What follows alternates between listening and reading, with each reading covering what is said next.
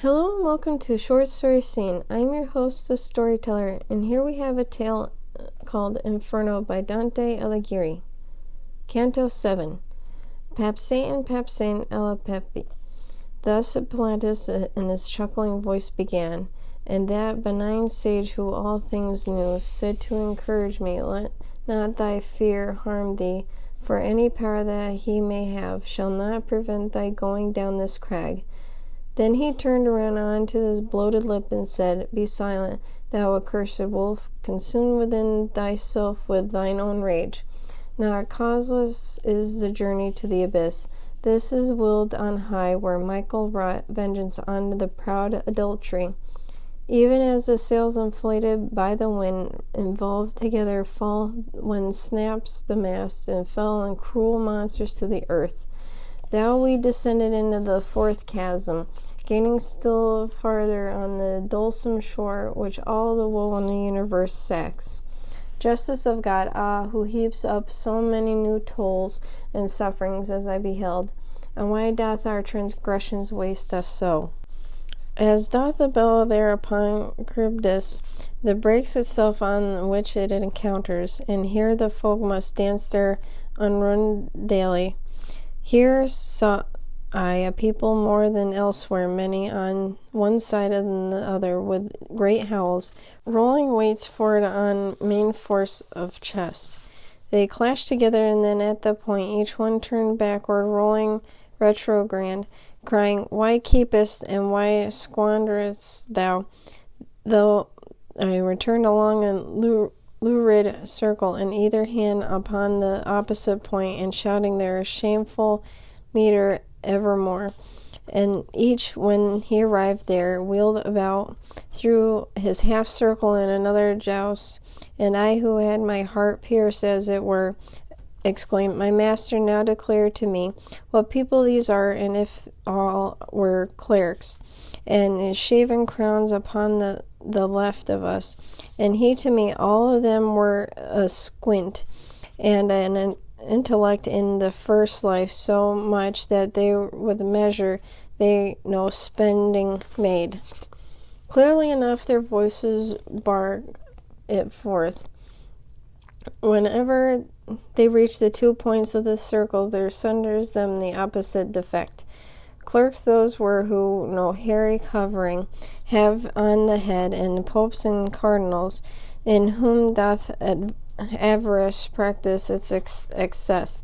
And I, my master, amongst such as these, I ought forsooth and recognize some few, who were infected with these maladies. And he to me, vain thought through entertainest, the undiscerning life which made their sordid, now make them unto all discriminate dim. Forever shall they come to these two buddings, and these from the sepulchre shall rise again, with the first closed, and these with treacherous shorn.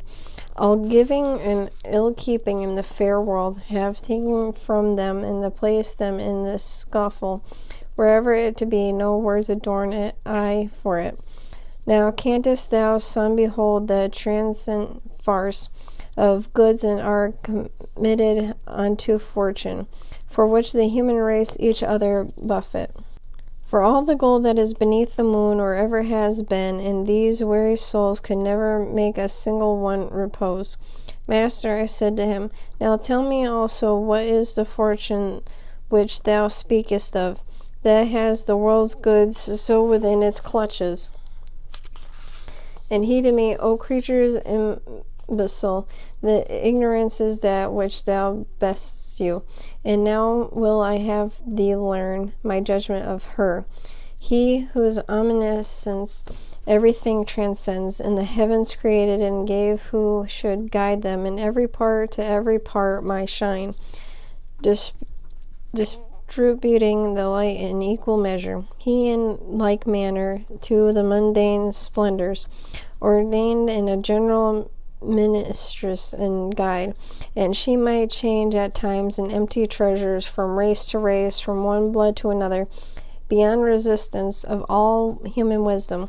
Therefore one people's triumphs, and another languishes in persistence of her judgment, which hidden is in a grasp of a serpent. Your knowledge has no counterstand against her. She makes provision, judges, and pursues. Her governs, and there is the other goods. Her permutations have not any truce. Necessity makes her precipitate. So often cometh who he turn obtains. And this is she who is so crucified, even by those who ought to give her praise, giving her blame amiss and bad repute. And she is blissful, and she hears it not among the other primal creatures gladsome. She turns her sphere, and blissful she rejoices. Let us descend now unto greater woe. Already sinks each star that was ascending when I set out, and lording is forbidden. And cross the circle to the other bank, near the fount of boils and pours itself along the gully and runs out of it. The water has more somber far than purse, and we, in company with the dusky waves, made entrance downward by the path uncouth. A marsh it makes, which has the name of Styx. The tristful brooklet, and when it has descended down to the foot of the malign grey shores, and I who stand intent upon beholding, saw people mud besprent in the lagoon, all of them naked and with angry look, and they smote each other, no alone with hands, but with the head and with the breasts and feet, tearing each other piecemeal with their teeth. Said the good master, Son, thou beholdest the souls that whom anger overcome, and the likewise I would have thee know for certain. Beneath the water, people who sigh, and make this water bubble at the surface. The eye tears thee wheresoever it turns. Fixed in the mire, they say, where sullen were the sweet air, with by the sun gladdened, bearing within other souls of sluggish reek. Now we are sullen in this sable mire. This hem do we keep gargling in their throats, for the unbroken words they cannot say it. Thus we are encircling round a filthy fern and great arc twixt the dry bank and the swamp, with eyes turned on to those who gorge the mire. Onto the foot of the tower we came at last. That concludes Canto 7 by Inferno by Dante Alighieri. If you like this content and would like to support it, please head on to the Patreon. That is www.patreon.com/short story scene. Thank you for listening, and see you next episode. Bye.